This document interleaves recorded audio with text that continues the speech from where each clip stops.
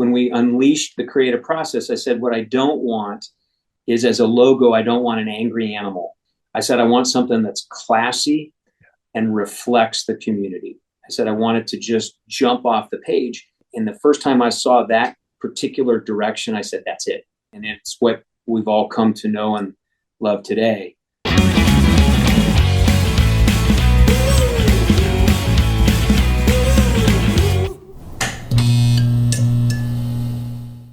Hey, Dogs fans, Fool here, and we have a phenomenal guest with us today. It's the owner of the Chicago Dogs, none other than Shawn Hunter. Shawn, thank you so much for being here. I really appreciate it. Mike, thank you for the opportunity. I, love the dogs and love the energy and everything you bring to our dogs family. Oh, thank you. It's a pleasure for sure. Everybody knows you as the dog's owner, obviously, but you do have a great history in sports before the dogs. So I'd like to kind of go through that with you quickly, if we could, especially what got you into the business of sports. You've been in the NBA and the NHL and the MLS. Who or what made you decide to pursue sports as a business profession? And can you talk about your first sports job? That was at Timberwolves, I believe. It was. You're right. Good memory. It was my father that helped turn the light bulb on for me with sports when I was an undergrad at the University of Kansas, and I was actually running track. I was not very good, but I was on the team. But my father was recruited back to help run the athletic department. He was actually a young lawyer and a judge, and it was at a time, quite a while ago, when there weren't sports management programs and sports marketing degrees. They would recruit alumni back. My dad played football at Kansas. He actually played at the same time with the great Gale Sayers, former Chicago Bears hero. So I watched my dad come in and transition from his law career into sports, and I began to see as an undergrad, this is an exciting business and a growing business. And with his help and encouragement, I started networking right after college and ended up getting my first job in sports with the Minnesota Timberwolves during their inaugural year. And I think I was one of the first 15 people hired and just tried to be a sponge. And the NBA was absolutely on fire at the time. It had Michael Jordan and Magic Johnson, and Larry Bird was the three faces, the Mount Rushmore of the NBA. Right. And so that's really what opened the door and started what has been a pretty amazing journey for me. Can you tell us about the involvement with the Colorado Avalanche? I think it was for their first season, because that was quite a historic season for them, as it turned out. It was. So when I was living in Minnesota, I was 3 years in Minnesota. I was recruited to come to work for the Denver Nuggets as one of their senior executives. I was still very young in my late 20s, but got to run ultimately the business side of the Nuggets. And I was there almost 5 years. And at the time, the Nuggets were owned by a public company. And we had always talked about, because we were pursuing a new arena, that at the same time we opened our new arena, we wanted to bring in the NHL, and everyone thought it was going to be an expansion team. This is back in the in the mid to late 90s. And we ended up first starting off as a stalking horse, but then ended up winning the bid to buy the Quebec Nordiques and move them to Colorado, where they became the Avalanche. And that was a tremendous chapter on a number of fronts. But I think on the business side, we moved the team in early June. So we had 90 days to rebrand the team, moving it from Quebec to Denver. We actually we sold out of season tickets before we named the team. So it was quite a process. And then as you remember, that the team went on to win the Stanley Cup in its first year in Denver. It was loaded with talent when it came down from Canada.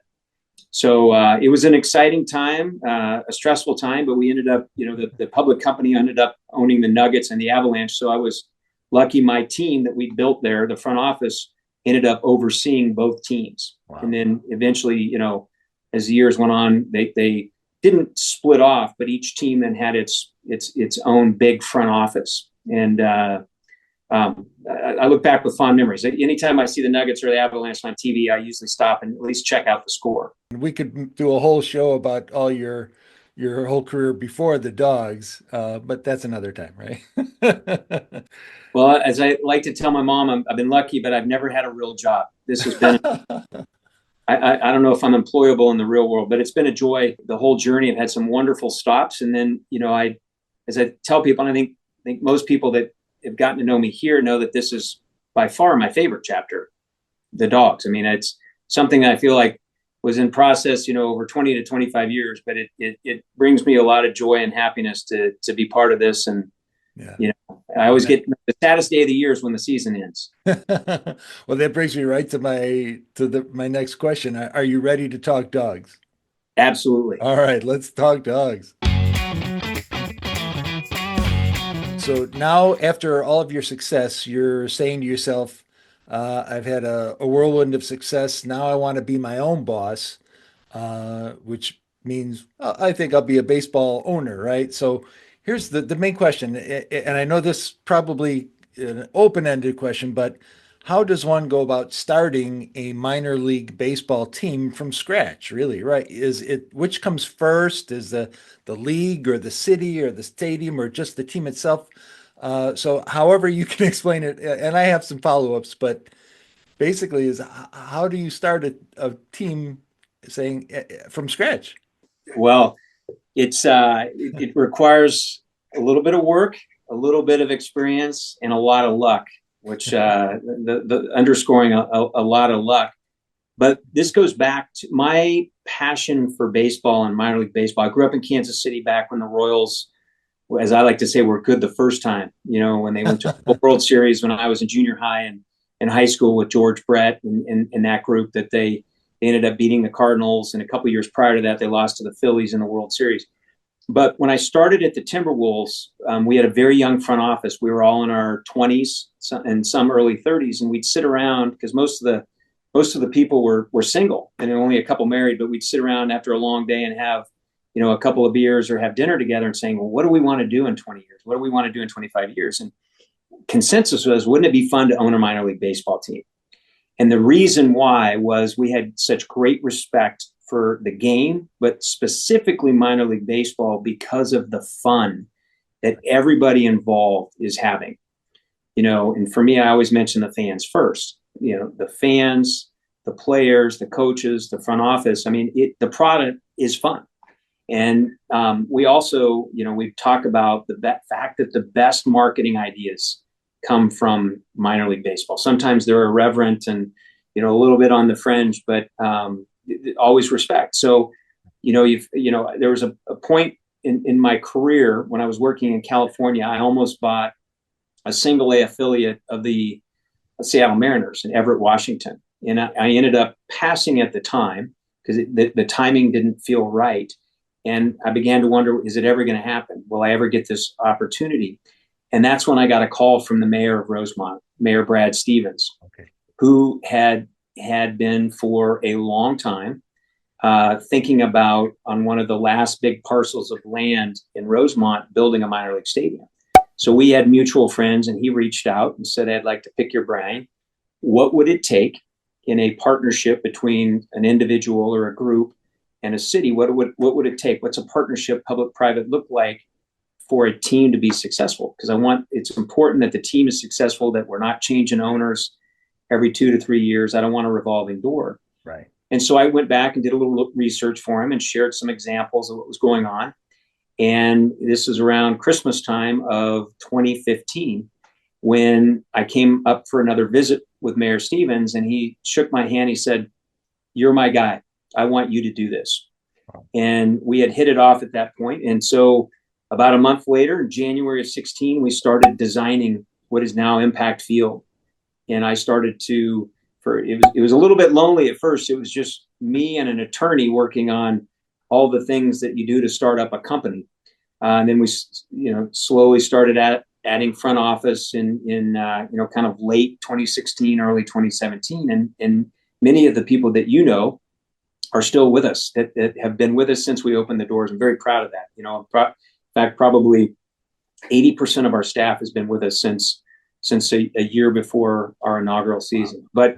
But it was the luck part of the mayor tapping me on the shoulder and saying, I want you to do this. I have confidence in you, and I obviously had confidence in Mayor Stevens, and it's been an amazing partnership. And I told him, I said, to do it right, it's a long build. There's no quick fixes. To do things right and build our fan base up, and we had some unexpected treasures like COVID get in the way of season 3, but COVID actually ended up being a gift. We actually got to play baseball in front of fans, the only team in Chicago to do so. And that was, that probably accelerated awareness and where we are today.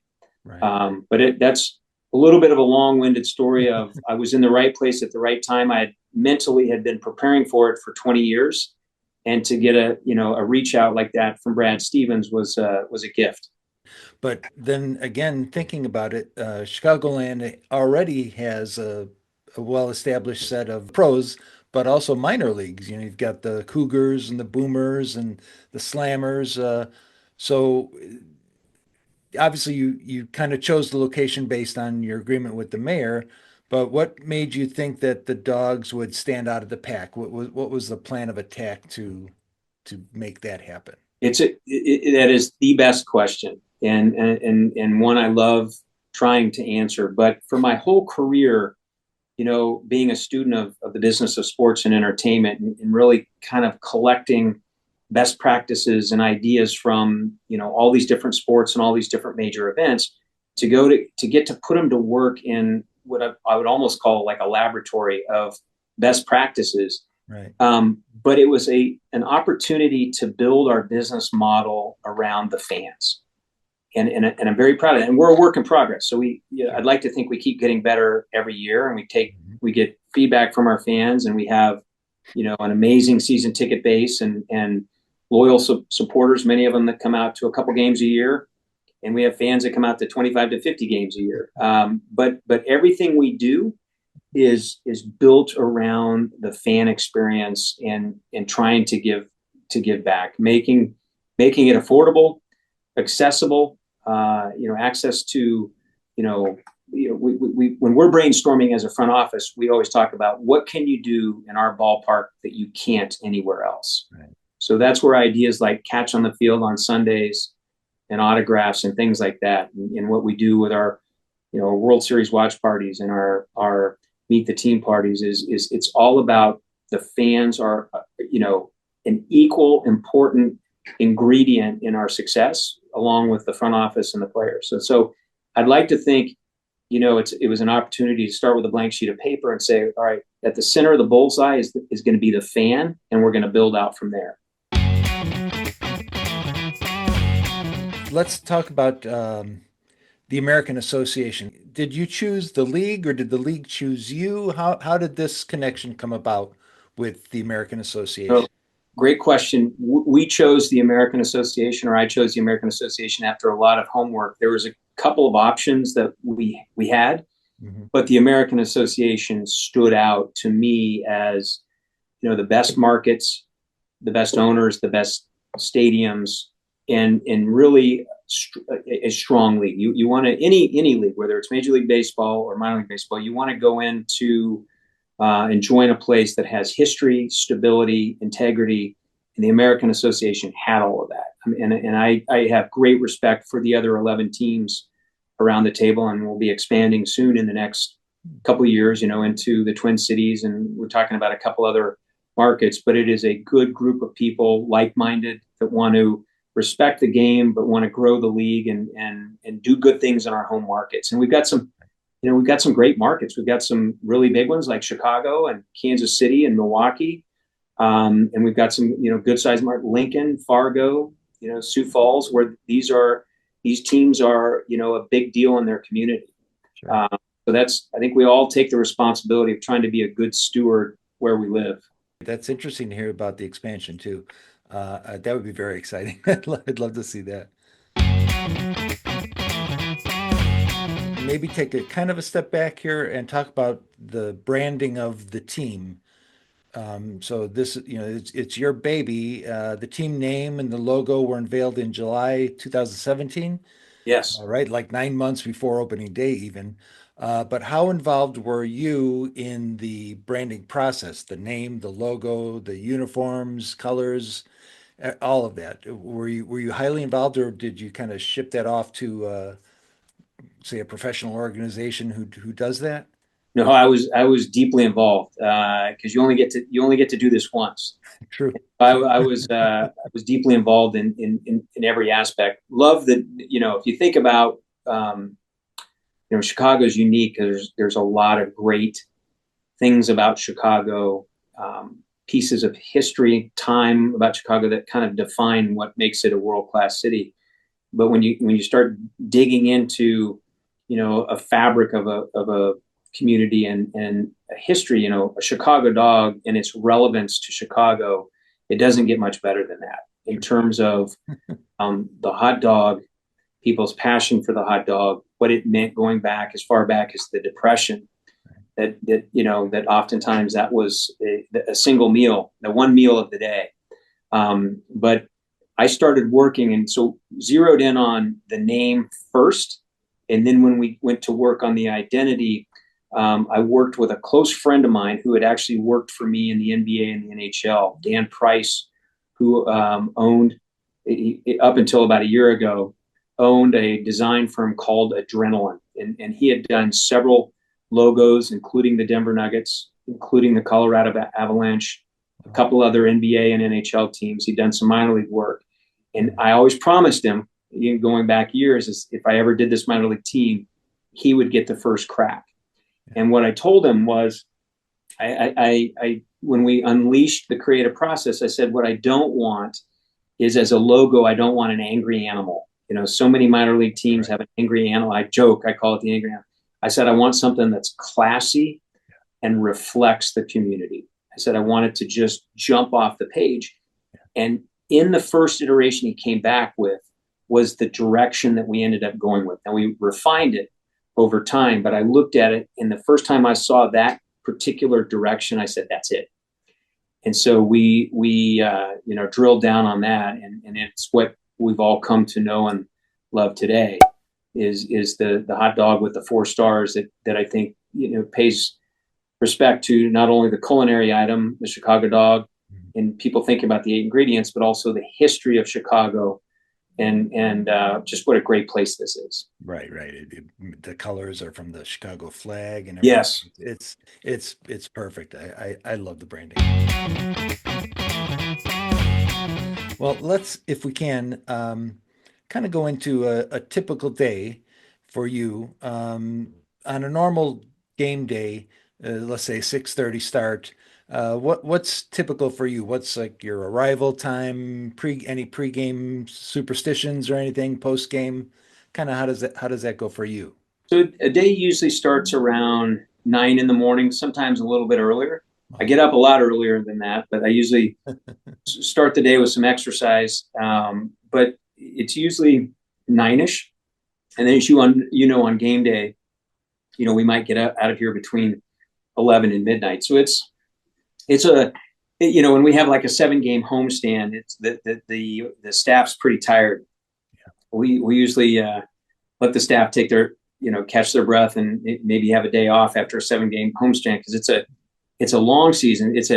In some regards it's a short season because the league, the total calendar, we play 100 games in about 110 days. So it's intense, and the players, it's quite a grind and quite a lot of work for them as well. But I think once we're here, it doesn't feel like work because during the day we're preparing for that night's game, and we consider an event. We consider, rather than having 50 games, we've got 50 special events. And as you know, there's usually something fun going on every night, whether it's a theme, a particular giveaway, or Sunday's one of my favorite days where families come out, catch on the field, and get autographs. But every game is programmed to be special. Right. And so we work on that. And then obviously my favorite part is probably when the gates open, an hour, and sometimes certain nights an hour and a half before game time, because I see the fans come through the front gate that I know, can say hi to, and I know many by name. I think probably if you put me to a test, I bet I could name probably a couple hundred maybe more season ticket holders, remembering their name, their spouse's name, oftentimes their kids, just because they've been there, and again, they're part of the family. I can also tell when someone there is there for the first time. I can see it in their eyes when they come through the front gate, and they're always, it's almost like a gravitational pull. They go over to what we call the prow there, the right field foul pole. They go and they just take in the beauty of the stadium. They look how beautiful the field is, and how clean it is, how clean the stadium is kept by Rosemont and our staff. So it doesn't feel like work. And then the staff, we try to catch our breath during the off season. There's a lot of events that we have, corporate events, and we've had 3 of the last 4 years we've done a light show. So the staff, they're busy year round, but we try to give them plenty of time off after baseball season so that they can recharge their batteries and have a life. Just kind of quickly off the subject, I know that you're always around. And do you still have this superstition where you wear the same color shoes, the gym shoe? You're always in a dog's shirt and shorts. And you kind of mentioned once that you have a superstition if you'll keep the same color until they lose. If we're on a winning streak, I typically will wear a different pair of Chuck Taylor Converse every game. I've got a pretty big arsenal that I keep here. There's probably, I'm guessing, 10 or 11 pair. Wow. But if a particular color goes on a losing streak, we're going to give them a rest. But if we get into the playoffs, and let's say that the charcoal gray or is won 2 or 3 games in a row, you can imagine the charcoal gray. I'm going to wear those going into a big playoff series. Awesome. Yes, it is, and I am a little bit superstitious. And then the other thing I didn't mention earlier, just a typical day. One of the things I love doing, and I've done this since we started, is I'll go down and watch a little batting practice. Kind of standing off to the side, not really getting in the way, but just watching, because it's usually the weather's beautiful and it's nice to be out in the sunshine. And then I always go in and sit with the coaches every game day, and I do it for one reason. It's my entertainment, is to just listen to the stories that they have to tell. A guy like our pitching coach Stu Clyburn, who played 4 seasons of Major League Baseball. His twin brother played Major League Baseball. His twin brother's a good friend of mine and manages in the Atlantic League. So, but just to hear the story, I mean, Stu was, teammates with Reggie Jackson, and just, to hear the people that he played with, or the people that he struck out, I love going down there and being a fly on the wall. And since I didn't play Major League Baseball, that wasn't my best sport. I don't have much to contribute to this conversation, so I try to be a good listener. Yeah, no, that's got to be fun. I love that. You are a Colorado guy, right? You still reside or consider your home Colorado, correct? I do. So home base is Denver, but I actually, when you look at over the course of the year, I spend more of my time here in Chicago and in Rosemont than I do in Denver. Right. And that's an easy choice. My family, they come up with me a lot, during the season, and also when we do winter events. But I'm in Denver less than I am in Chicago. Funny. Well, that kind of leads me to my next question. You are, every time I'm there, I see you there. Have you ever missed a home game? I think in 7 seasons, so approximately, you add playoffs, we probably had, I'm guessing, like, I haven't counted, I should do that. We probably had 370, maybe 375 games. I think I've missed 5. Wow. And they've been for family events. So I don't like missing games, because there's just so much fun. And as I mentioned earlier, it's a sad when the season ends, because there's never, as someone said in sports, there's no good way to end the season unless you win the championship. But it's always sad the last game to think, oh my gosh, we have to wait to do this again until May. Yeah, no, I'm right there with you, buddy. Back in the branding, you said you were highly involved. As far as the team itself goes, how involved are you in the team building, meaning choosing the players or signing and trading guys? And then as a tangent to that, you also seem to get a lot of local talent on the team, which I think is cool. Is that intentional as well? So I'll answer it in reverse. So I think okay. the answer is I would say it's it's partially intentional to have the local talent. What we end up having is a lot of guys that grew up here want to play for the Dogs because they want to play in front of family. Some of the guys we can kind of keep an eye on when we see that they might have had a success at UIC, and if they become available to our league and our roster, we want to get them. But a lot of guys that are playing also for other teams that let's say somebody's playing in Winnipeg but grew up here, and they say, hey, at some point in my career I'd like to get back and play for the Dogs so I can live at home and have my family see me. So that I think that's intentional on both sides. As it relates to me building the roster, I'm not involved. Okay. And my only requirement, and we have a great new manager that everyone's going to get to meet here in about 10 days, Matt Passarelli. My only request, and this goes back to year one, is bring in good people, not just good base. I'm going to assume they're going to be a good baseball player. Bring in a good human being that's going to represent Rosemont well, the Dogs brand, and is going to be that person that the fans and the young kids want to look up to. And I think we've had some great ones, and you've met a lot of them have come through the gates here and put on a Dogs uniform. And so that's my one big request is bring in good people. And I'm going to guess that we're going to be competitive, and we try to create an environment for them. The front office, and really Trish Zero deserves a massive amount of credit for that, tries to build an environment.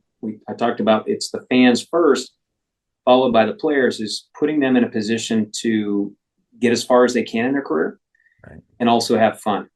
And we've had some good stories. We've had some guys come through, Cam Boozer is probably one of the great stories where he was giving up on the game because of injury and some challenges, came in here, lit it up a couple of years ago. And last year he made his rookie debut for the Boston Red Sox at age 31. Those are the stories that we live for. My next question, you already kind of touched on it. It was about Trish. Trish is pretty amazing. She seems to do everything, and she's everywhere all at once, right? Like the movie title. How did you connect with Trish? So back in 2017, I hired a firm to search. I wanted to find someone that was skilled, had experience in, accounting, finance, HR, administration, employee benefits, to help me as I was building the front office and focused on, building fans and building the brand. And we had 5 finalists, and Trish was the second interview. Wow. And at the end of the interview, I said, it's her. And the guy said, well, you have 3 more people. I said, nope, it's her. And Trish joined us. We were grateful. And she's risen to the chief operating officer and runs the show day to day. Of all of the people I've worked with, and I've been, I don't even take credit for her success, but I got that one right. I tease her a lot. I said, I've made many mistakes here, but we got Trish right. And she's probably picked up the business of sports and entertainment faster than anyone I've ever worked with in over 30 years. And she's just got a gift and a work ethic that is unequaled. So, the rest of us, we work hard just to keep up. So let's get into kind of a couple of sentimentals before we wrap it up here. What do you love most about Impact Field? I think it's quality. I think if I had to pick the first word, I'd say, we working together with Rosemont, we built a very nice facility. We're trying to make improvements. You're going to see some visual, you'll see a few new toys in the stadium, but also the parking garage has been painted, so it looks beautiful now. Wow. It's more of a positive visual than just a parking garage. Okay. But it's the quality of the stadium. The location is unequal. For as busy as this baseball market, and it might be the busiest baseball market in America when you think about the 2 major league teams, the other minor league teams, there's a lot going on. It is hard to beat the location of Impact Field.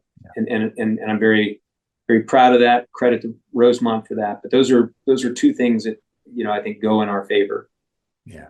I just love that stadium. I always tell people that haven't gone yet, friends, family, just the buzz of being there. It's feels like you're in the city, with all the airplanes going overhead, but yet it's easy in and out, and it really is a perfect location over there. I just it's just a joy going there for sure. It's the best kept secret, right? It's one of the best assets in Chicago you've never heard of, and Yeah. that motivates us. But I love like taking a prospective sponsor on a tour because people kind of they put us in a mental box. They put like, well, I think I know. Here's an old rundown stadium, maybe a high school, like, and when they walk through, you can see, their mind spinning of like, holy cow. Yeah. One of my favorite tours was from, I think it was 2018. I took a sponsor on a tour, and he didn't say much. And at the end, he shook my hand. He goes, I apologize. You've been inviting me here for 3 months. He goes, I had no idea what a beautiful place this is. And they've been our partner for now this will be their 8th year. So I love stories like that. Yeah, yeah. No, that place it's stunning. It's state of the art for sure. What do you find is the most rewarding part of your job? uh, Getting to interact with the fans and getting to see them have fun because yes, we're a baseball team and a very good baseball team. When I say that, I mean the league. It's a very, very good level of baseball. Right. And I think the Dogs have been competitive. But going back to this being built around the fans is just getting to see people having fun and on Sundays getting to see 3 generations. Maybe in some cases it might be a grandmother and a son and a grandson playing catch on the field. That's pretty special. Or seeing someone get their picture with Squeeze or Ketchup, and to see our fans. I mean, you've helped build a community there with your spirit and energy and passion is seeing our fans come together, and it's almost like neighborhoods. Yeah. People that coming together and having a block party, and that's kind of what we throw there is almost like a block party 50 times a year. Yeah, it's for sure, for sure. Yeah, it's the happiest place on earth. That's in my opinion. Do you have any other plans to purchase or start another baseball team, maybe back closer to home, Colorado? You know, I would love to do that eventually. There's no hurry. It would be fun to do one because Colorado, I think there's a void there, where we talked about here how busy it is. You've got the Rockies who people support Right. very well, and it's a beautiful stadium looking over at the mountains. But I think going back to that, having that affordable family entertainment, and our league allows you to own up to 2 teams. So that would be, someday it's a long-term project because these things don't happen overnight. Sure. And me trying to replace all of the wonderful elements that we have here in Rosemont, I don't know that I could do that anywhere in the world. This is special. So, if it never happens, I'm grateful for the Chicago Dogs. I'm in this for the long haul. As I joke with people, I said, somebody asked me last year. They said, "Oh, you only have you have 2 years left, right?" I go, what do you mean I have 2 years left? Do you know something I don't know? You only have a 10-year lease. I said, "Oh no, we have 30 years, the Dogs, and so we're just going into year 8." I said, "What would I do if I wasn't part of the Dogs or I didn't get to do this? Right. What would I do every day?" So this for me is a long-term journey. We keep learning. We keep getting a little bit better every year, on and off the field, and we get feedback from people like you that will come up with an idea. That's the other beauty about minor league baseball. You can have a good idea in the morning and put it to work at night. Yeah. And that doesn't happen in too many places. All right. Two quick, kind of silly questions before we get to our final. Um, if you had a walk-up song, what would it be? Oh my gosh. Uh, that changes. And I'm going to give you a true answer here, right? And rather than just one song, Okay. is because I love music and always have. Yeah. I can't tell you how many times a year I'll be walking around, actually on our concourse, that might be during batting practice, that I hear a song going, you know what? If I were on this team, that would be my walk up. Sure. I tell you, one of the ones I just like because of its energy, and we play it after the 7th inning stretch every time, and that's because I ask them to play that is Marky Mark, Good Vibrations, Okay. where you get and keeps people up on their feet, Yeah. keeps dancing in the stands, and so that's always been one of my favorites. But I think I'd probably, if I were truly a gifted player, I'd probably have a different walk-up song every series. Interesting. Okay. Yeah, it's something to get the juices going. I like that answer. All right. All right. And then finally, everybody I'm sure is dying to know, if you haven't told anyone already, how do you like your hot dog? All 8 ingredients. Run it through the garden. That was and that's always been me before the Chicago dog. So that's an easy one. That's an easy one for me. And I usually have even during the off season, because there's a Portillo's not far from the stadium. So between Portillo's and Franny's, even during the off season, I'm probably having one Chicago dog a week. And then of course during the season, it's easier each homestand to have a few hot dogs. Yeah, for sure. Yeah, I don't think I've been to a game where I haven't had a dog. That's for sure. Shawn, I'm going to wrap this up with our what we call the final pitch. This is a show for dogs fans, the ones that we know, but obviously, hopefully, new fans. So, do you have any special message for the fans or anyone who especially has not yet come out to see the dogs? Well, for the fans, a heartfelt thank you, because I mean we could not do this without you, and hopefully you feel the love and respect that my front office has for you all. So thank you for helping make this a special place and keep it a special place. For those that haven't been, come out and give it a try. I truly believe this is the best kept secret in Chicago. And it's, I learned in marketing, early on out of college that, just when you're sick of your own message, everybody's hearing it for the first time. And I think that's what we've seen is the growth. It's been fun to see the year over year growth. I mean, opening night sold out in under an hour, just literally minutes. And I think that's a credit to our fans and people, that want to jump on and be part of something special. So I think each year we have more and more sellouts. You can see it, you can feel it. And I'm grateful to our fans, and we'll always make sure that they're at the top of the royalty in terms of customer care and the attention they deserve. Keeps us coming back every night. Yeah, for sure.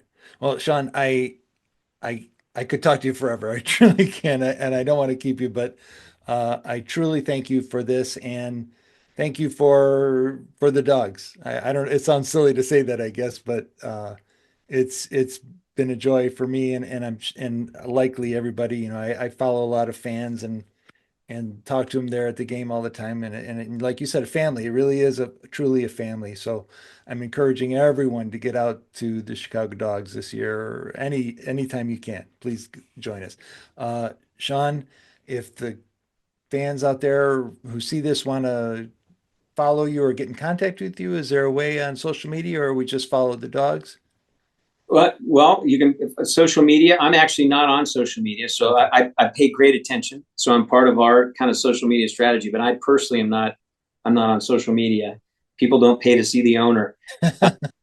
But anybody that ever wants to reach out, my email address is ShawnH@thechicagodogs.com, and that's SHAWNH at thechicagodogs. And I try to get back to anybody and everybody. And if you're out at the stadium, you'll see me in the Chuck Taylor Converse, and I know you're.